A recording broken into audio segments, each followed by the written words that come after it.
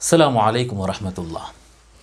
مولا کائنات مولا علی علیہ السلام کی ولادت کی تاریخ جیسے سامنے آتی ہے 13 رجب المرجب، تو فوراً ہم دیکھتے ہیں کہ سوشل میڈیا کے اوپر اور لوگ کے درمیان ایک آرگیومنٹ ہے جو ہر سال نیا بن کر دوبارہ پلٹ کر آتے رہتا ہے۔ وہ کیا ہے کہ مولا علی علیہ السلام کی ولادت کعبۃ اللہ کے اندر ہوئی یا نہیں ہوئی؟ کیا مولا علی علیہ السلام کو یہ فضیلت حاصل ہے کہ وہ کعبۃ اللہ کے اندر پیدا ہوئے؟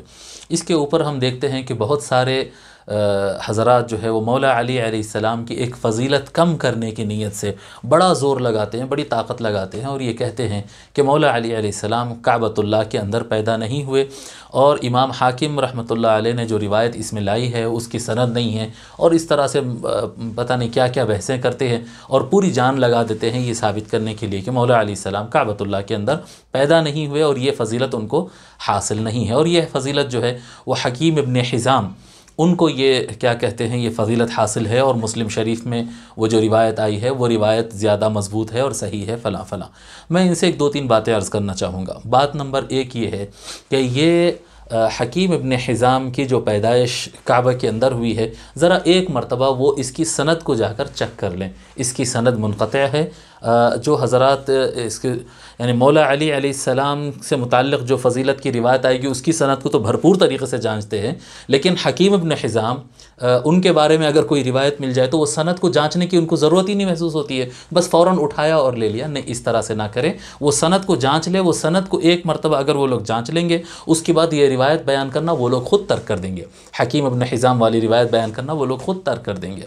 اور امام حاکم رحمۃ اللہ علیہ جو روایت نقل کیے ہیں مولا علی علیہ السلام کعبۃ اللہ کے اندر پیدا ہوئی، صرف امام حاکم نہیں بلکہ ان کے علاوہ بہت سارے ائمہ نے یہ روایت کو نقل کیا ہے۔ اس ضمن میں کئی کتابیں مولا علی علیہ السلام کی کعبۃ اللہ کے اندر پیدا ہونے کی بہت ساری کتابیں آپ کو مل جائے گی۔ ہمارے پروفیسر خسرو قاسم صاحب ہیں علی گڑھ والے، اللہ تعالیٰ ان کو جزائے خیر دے، ان کی بھی کتاب ہے، اور اس کے علاوہ کئی کتابیں آ چکی ہیں۔ آپ حضرات اگر تھوڑی سی کوشش کر لیں، علی ولید الکعبہ یا مولود کعبہ، اس طرح سے ناموں سے بہت ساری کتابیں آپ کو مل جائے گی، جس کے اندر مختلف ائمہ حدیث، ائمہ سیرت اور ائمہ تاریخ اسلام کے لکھے ہوئے روایتیں اس کے اندر ملیں گی کہ مولا علی علیہ السلام کعبۃ اللہ کے اندر پیدا ہوئے۔ مزید اس کے اوپر یہ بات کہنا چاہوں گا کہ یہ بولنا بند کریں کہ مولا علی علیہ السلام کی یہ فضیلت ہے کہ وہ کعبۃ اللہ کے اندر پیدا ہوئے۔ دیکھیے، اللہ کے رسول صلی اللہ علیہ وآلہ وسلم فرماتے ہیں کہ حرمت المؤمن عند اللہ اعظم من حرمت الکعبہ، او کما قال علیہ وآلہ الصلاۃ والسلام، کہ ایک مومن کی حرمت اللہ تعالیٰ کے نزدیک کعبۃ اللہ کی حرمت سے بڑھ کر ہے۔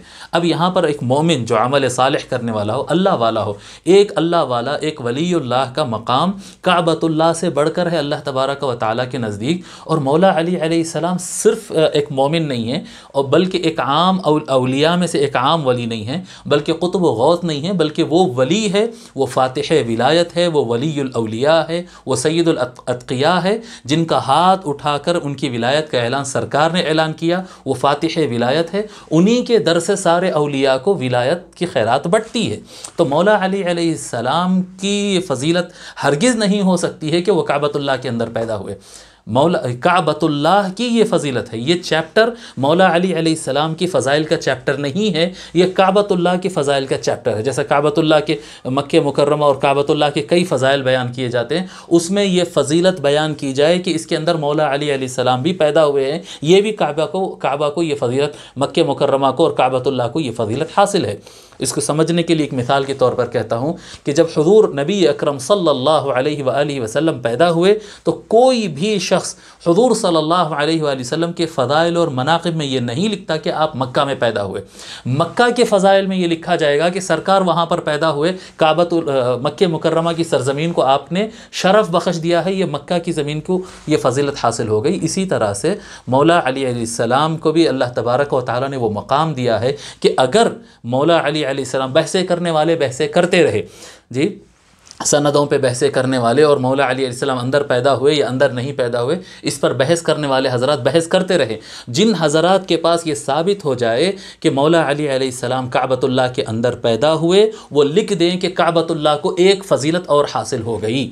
اور جو حضرات کے پاس یہ ثابت نہیں ہو کہ مولا علی علیہ السلام کعبۃ اللہ کے اندر پیدا ہوئے، وہ کہیں گے نہیں کعبۃ اللہ کے اندر نہیں کہیں اور پیدا ہوئے، تو وہ اپنے کعبۃ اللہ کے چیپٹر میں سے ایک فضیلت کم کر لیں کہ کعبۃ اللہ کو کئی فضائل حاصل ہے، لیکن یہ فضیلت کعبے کو نہیں ملی کہ مولا علی علیہ السلام اندر پیدا ہوئے۔ تو یہ چیپٹر مولا علی علیہ السلام کے فضائل کا نہیں ہے۔ مولا علی علیہ السلام کے فضائل تو جو ہے مقام ولایت ہے، مقام تقوی ہے، مقام شجاعت ہے، مقام عالم ہے، باب مدینۃ العلم ہے، سید الحکماء ہے، سید البلغاء ہے، آپ کے مقامات کچھ اور ہے۔